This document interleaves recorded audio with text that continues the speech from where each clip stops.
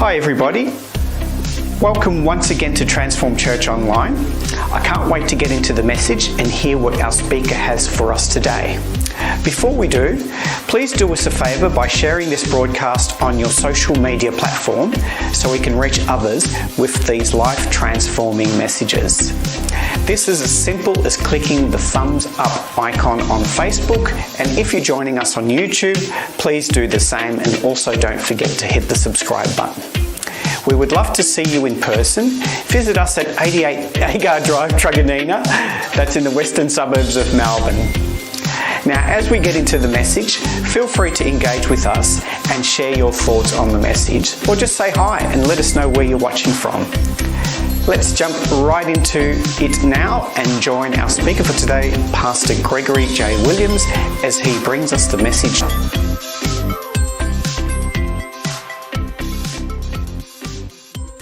So we're starting a brand new series this week. It's actually quite a short series for Christmas, and it's called Christmas Cheer. That's our new series called Christmas Cheer.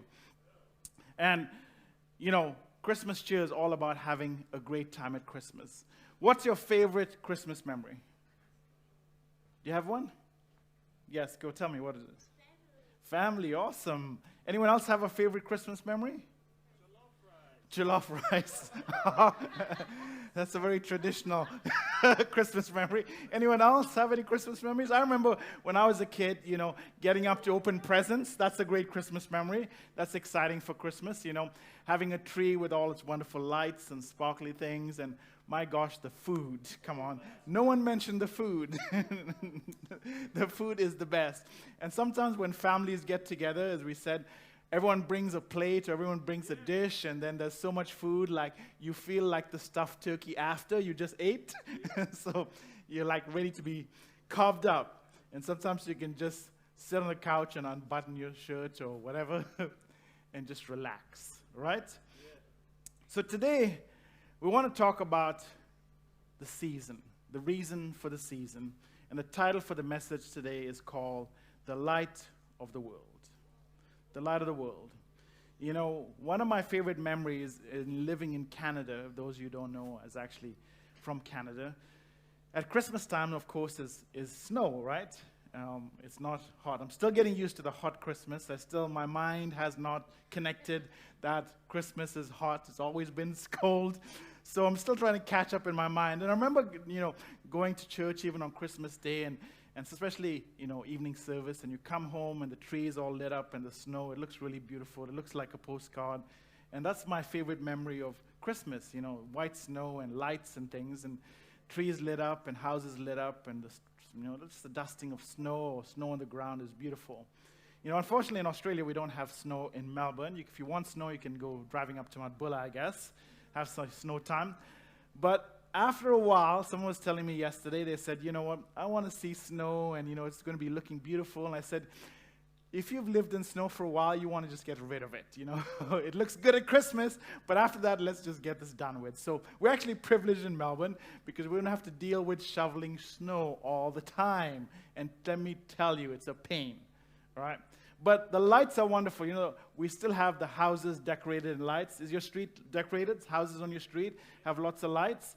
It's amazing. You know, our street and our neighborhood, people go all out. There's this one guy on our street who has the most amazing Christmas decorations. Every year, his house is just amazing. And he keeps adding every year more lights and more lights and more lights. Now it's like, I don't know, like a beacon of light. It's just blasting. I'm sorry that I'm not his neighbor, because I wouldn't be able to sleep with his lights just so bright. But I actually took a picture of him, and you can see it on my Instagram from 2 years ago, 2020 is there. And he's added more stuff. And lights are amazing, right?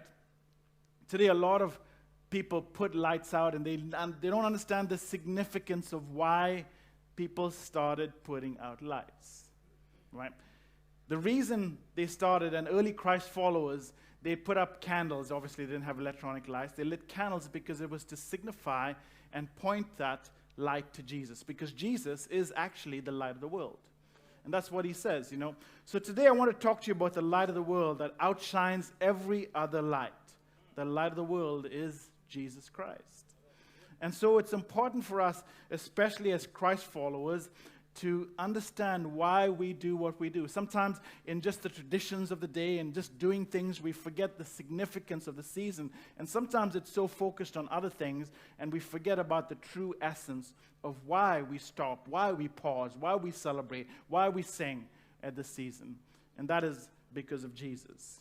This season is about the joy of life with Jesus. And we must live a life living out the message of that light, that will come from us into the people around us. And they will gain an understanding of the true meaning of Christmas cheer and the true meaning of who Jesus is.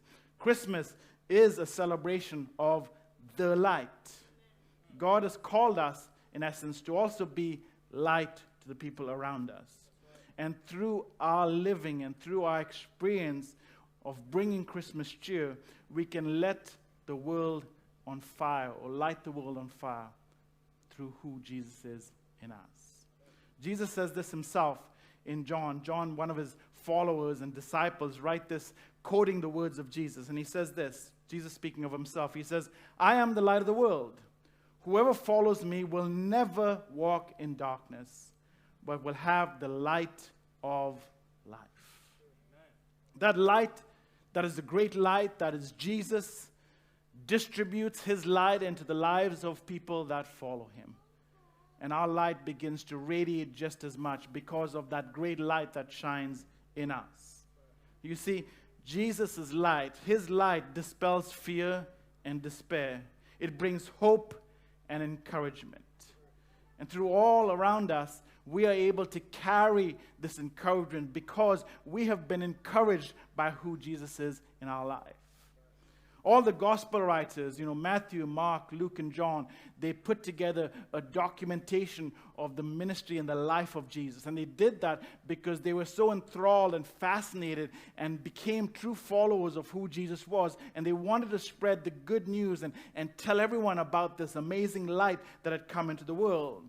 And so if you are a follower of Jesus this morning, I can share with you some promises that you can hold dear to your heart, especially now as we navigate through an increasing world that is getting darker by the day. And if you're here for the first time and you have never decided to follow Jesus, I want to also show you what you are missing out on and encourage you to actually begin to be a follower of Jesus and decide that he is the true light of the world and decide to follow him. So either way today, lean into what you will hear this morning, because I guarantee you it's going to encourage you and help you in your journey in life. So I want to share with you a few promises that come from who Jesus is and that what we as Christ followers inherit being a follower of Jesus. And the number one promise is light always overcomes darkness. Right? And that is a celebration of the light, who is Jesus. Christ is the reason for the season, and that light pushes out darkness in our world. Amen. The light shines, John, who again said this, the light shines in the darkness, and the darkness has not overcome it. John says that. Jesus' light shines in darkness, and darkness has never overcome light. And you can understand this as a principle in your world. Darkness can never put out light. You can have one little match and it pushes back darkness. One light pushes back darkness.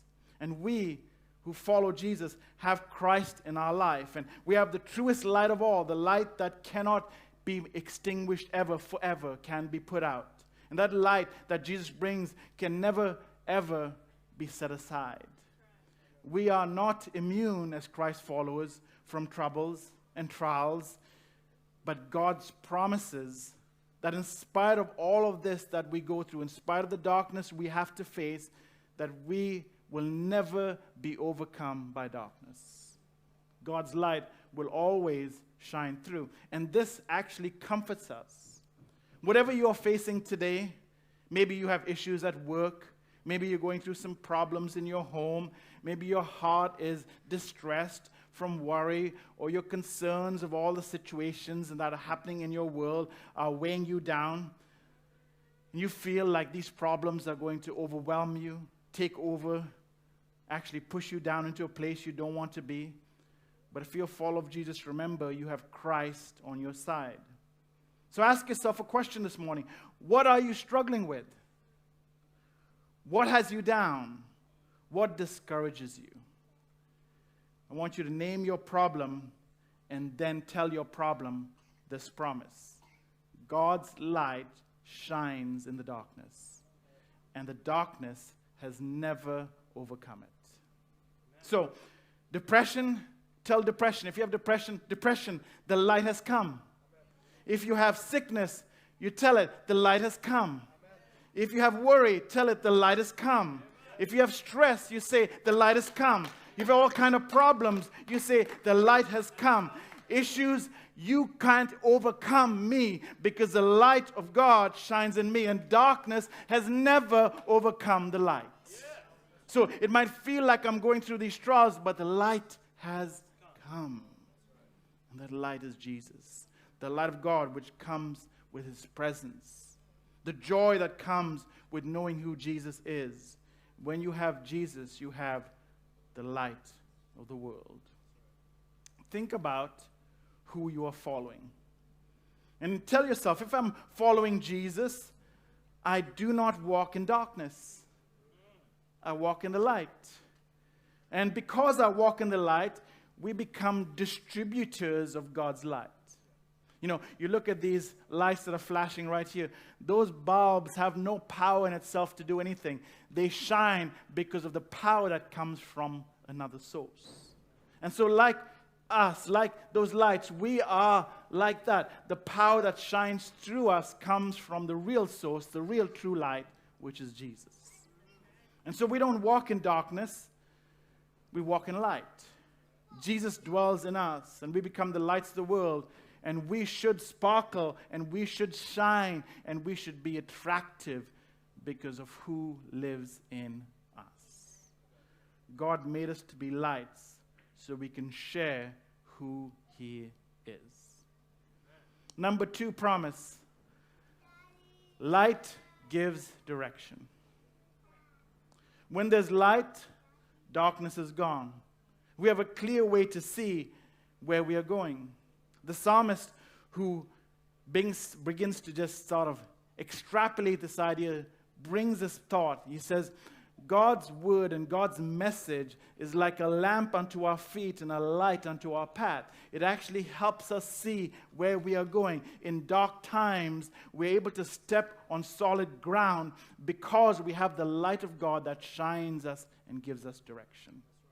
God's light directs us. So when your life gets in trouble, when you feel overwhelmed by the cares of this world and the influence that seems to be coming into your world that maybe you don't like, when we don't know which way to turn, when we're confused about our direction, when we feel like giving up and throwing in the towel, remember the light of Jesus can direct us forward. It gives us direction. You know, a ship, when in the middle of a storm, faces tremendous danger. The waves might be high, and the sailors are running around trying to make sure the ship doesn't capsize, and they might lose their lives, and they might lose their cargo, and they're facing the waves and the storm and the rain and the clouds and all of this thing, especially in darkness. They're facing tremendous odds. And even today, with all modern technology, you still have ships that sometimes capsize. But when you're getting close to shore, you see this beacon of hope, a lighthouse shining in the darkness. And that light directs that ship away from the rocks that might rip its hull open and destroy it, and direct it safely into a safe harbor. That light gives that ship direction. And much like us, when we are facing the storms of life, when we go through our season of storm, when we go through the ups and downs, it feels like the rain is just pouring down on us. It feels like we're facing so many obstacles that we can't seem to overcome. When we look at the light, and you look at Jesus, it gives us direction how to bring us safely home. That light directs us. And to all who have put their trust in Him, we are His children. And He has an enduring love for us. He desires to direct us. He desires to put us in a place of safety. He desires to give us the best in life. He desires for our life to have success and to keep us from harm and danger. In fact, when men came searching out for this light of the world, they came from far reaches of the earth. They searched out when they heard this prophecy of the light, the true light coming into the world. And Matthew, one of the disciples of Jesus, documents this, and he says this: after Jesus was born in Bethlehem in Judea, during the time of King Herod, Magi from the east, who were observers of stars and lights, came to Jerusalem and asked, "Where is the one who has been born King of the Jews? We saw his star when it rose and have come to worship him." The star that rose in the sky directed people to the true light. That light in the sky directed them to the ultimate light. And so, right now, our lives might need some direction. Our lives might need some hope. Our lives might need to be put on solid ground. And so God's light shines. The light of Jesus has risen among us, and that light moves us forward. It directs us into different areas where we can find success. It helps us build relationships with Him and with each other. God's light directs us. Promise number 3. Light dispels fear. Have you ever been afraid of the dark? I remember as a kid, one of the scariest things was being in the dark. You know, sometimes you had to go to your room. Maybe you were sitting there with your parents and said, okay, it's bedtime, and then you have to go to your room, but your room's all dark, and you're scared. And I remember being scared. I'm like thinking, surely there's some monsters in the closet or under the bed. And as soon as I step past that threshold into the room, they're going to reach out their hand and grab my ankle and drag me under the bed, being terrified of that, being scared that something is going to grab me because it's all dark. And so I'd reach in the room as far as I could without stepping in and try to turn on the light switch, because everyone knows as soon as the light comes on, the monsters are afraid. They can't touch you. Because light dispels fear. Innately, no one told me that. No one told me light's going to help overcome your fear. No one gave you that information, but innately, we all understand it, even from as little children, that light casts out fear. Light makes fear run in terror. Much like that, sometimes our lives may be filled with worries, and we might be scared, even as adults, of monsters in the dark. Financial monsters, marriage monsters that might be affecting our marriage, work monsters that might be coming in and trying to make us lose our jobs. So many issues that we have to deal with in our world that seem to just come and try to take us out. But we all have to reach in and turn on the light. The light of Jesus begins to dispel fear. Fear can paralyze us and keep us in the spiral that takes us deeper and deeper into depression and fear by itself. It's like a funnel that pulls you deeper in. And if you give in to that emotion, if you give in to that fear, you'll never get out, because all you're focusing on is that, and you sink deeper and deeper. And then we become frozen in indecision and think, what if I go this direction and it doesn't turn out to be right? What if I choose that person and that's not the right person? What if I take this job and it turns out to be the worst job ever? And because of that indecision and fear of what might come, we don't make any decision, and we are paralyzed. We're frozen in the spot.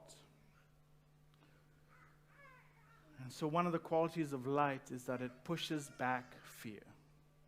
When Jesus comes into our world, the spirit of fear has to leave.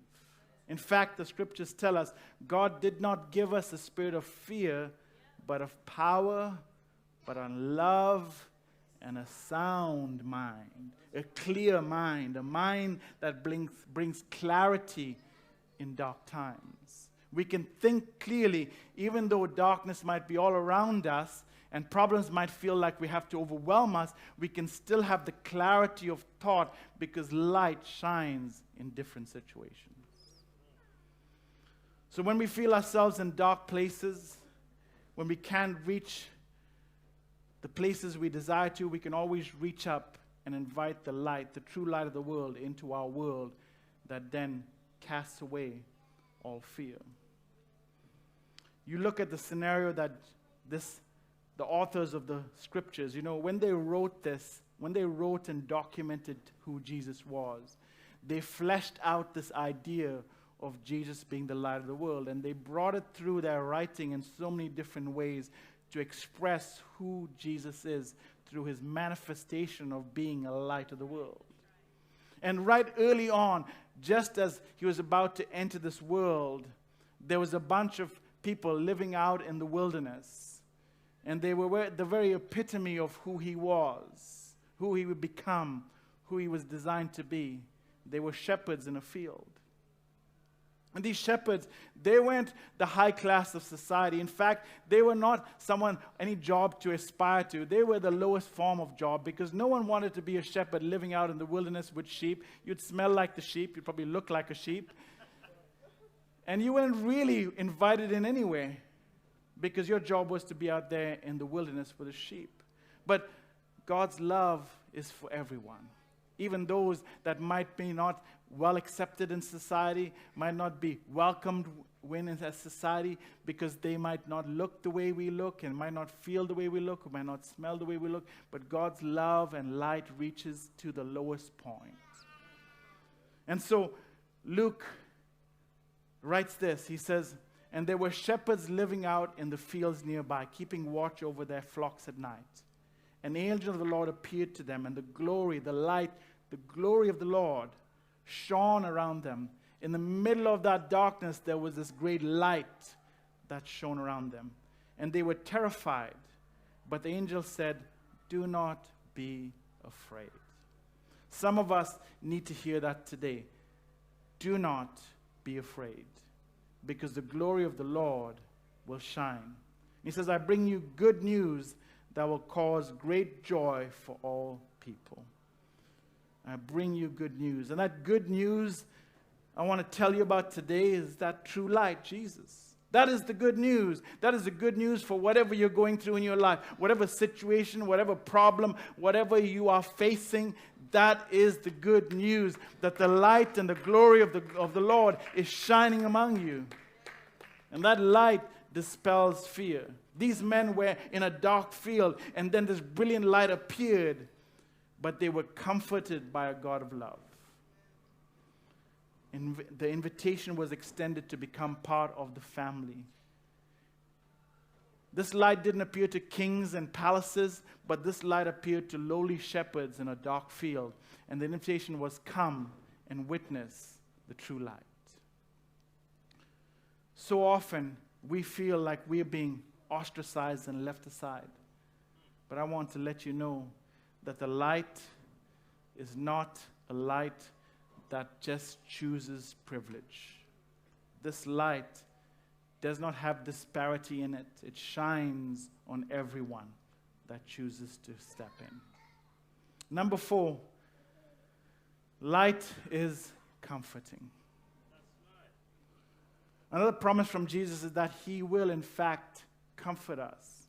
Luke writes again, he says this, "To shine on those living in darkness and the shadow of death, to guide our feet into the path of peace." This is what Luke says that Jesus has come to do. To shine to those who are living in darkness and the shadow of death, and to guide our feet into the path of peace. Because light is comforting. Following Jesus comforts us when we live in a world that is dark. It's a comfort to those who receive and know who he is. Light is warm and comforting. Last week we had the privilege of Pastor Chris coming and speaking to us, and he talked about the fire, and what fire actually does. It was a great message. Catch up on YouTube or Facebook. You'll be able to watch it. But it keeps us warm. And what a fire does is it draws people together, Back in the day, that was how they sat around and how they communicated and how they shared meals and stories and life. They sat around the fires, they had a meal, and it brought comfort because family gathers around tables. And as we talk and communicate that life, sitting around fires brought comfort, brought a place, a sense of belonging, because you were part of a family and you are part of the family of God. That's who Jesus is. He invites us in to be part of his family. And so, because his great light shines in us, we are called to be light, to reflect the light of God, to turn and create light around us, and shine brightly in dark places. This is the celebration of the true light, the light that has come to shine in a dark world. And when we do shine and have relationship with the true light, then we can actually have Christmas cheer. The cheer that comes from a spirit in tune and connected to this true source of heavenly light. And that light is Jesus Christ. So I want to encourage you today with those promises. And like always, we have 2 questions for you. If you're here for the first time, the reason we ask you questions is so you can have something to take away. It's something, you go to the shop, you take away your food. Well, this is the same thing. You come to church, you take something away. It's not just coming on Sunday, but you have something to put in your week that can help you reflect on what you've heard this morning and also practice what you've heard this morning, which actually makes you become who Jesus wants you to be. So number 1, the first question I have for you is this. How can we share the light of Jesus this holiday season to those who might not know Jesus? How can you share? Maybe it's just in loving. Maybe it's just walking up and embracing someone, spending time with someone, giving someone that might not be, able to receive a gift, talking to a neighbor, inviting a neighbor over for dinner, lunch, spending time with someone that doesn't know Jesus, letting your light shine through who you are. It's not necessarily going out there and telling people who he is, but it's showing people by a demonstration of love and an act of love, by letting your light shine. So how can you share the light of Jesus this holiday season to those who might not know Jesus? Think about that for a second as you go through this week. Question number 2. How can we let the light of Jesus shine through our words and our actions this season? One of the traumas of Christmas season is that it's so busy. You don't have time to sit around and talk to someone because you have a list and you're checking it twice, right? And you need to get all this and get this done and prepare a meal and prepare this and do that. And so sometimes you don't have time to be nice to people. And sometimes people on the road and the shopping centers, they're really hectic. They actually argue in the parking lot over parking spots. I've seen that happen during Christmas season. I've seen people in shopping centers fight over gifts. And I want this and I was here first. And you go into shopping centers now, there's stuff all over the floor because people are just really not that nice during a season that is supposed to talk about love. So how can we be different? How can we let the light of Jesus shine through our words, the way we communicate, through our actions, the way we behave? Maybe we need to be a little bit more patient. Maybe we need to be a little bit more loving. Maybe we need to make a little bit more time for the people in our world rather than the things in our world. So how can we let the light of Jesus shine? Would you stand with me? We're just going to pray for you.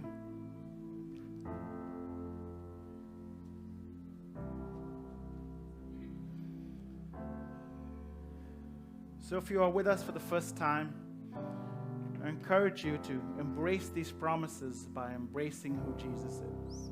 If you've never made that decision to follow Jesus, you have an opportunity today. And for those of you that are Christ followers, lean into these promises, especially in this season, because it's going to help us navigate through the difficult areas of our lives. So wherever you are, would you lift your hands with me? We're lifting it to God, our Heavenly Father. He's a Father that cares and loves us and wants the best for us. So we come to him and we lift our hands as a sign of surrender. Father, we love you and we appreciate you.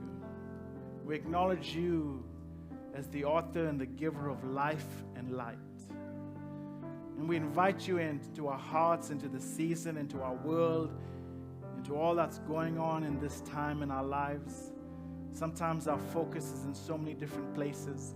Help realign our focus to who you are and who you are to us and who you are to this world. That we can celebrate with true Christmas cheer the reason for the season. That we're not distracted or something else doesn't take our priority, but we prioritize you first and foremost in our life. For you are the center, and you are our all in all. We love you, we honor you, and we bless you. Bless the people that gathered here today. Continue to bring increase in their life. Let your light shine in their seasons, in their workplaces, in their homes, in their families. Whatever they're going through, let your light shine brightly. Because you are the true light of this world. And we give you praise and thanks. In Jesus' name we pray. Amen. Would you put your hands together? Thank you for joining us today at Transform Church. We hope that you were encouraged by the message, and we are so grateful that you spent time with us. Now, if you've decided to follow Jesus or just have some questions, please get in touch with us by using the email address shown below. We would love to guide you as you take these important steps. If you would like to visit us in person, we would love to meet you. Just let us know when you will be joining us, and we will be here with open arms to welcome you and show you around.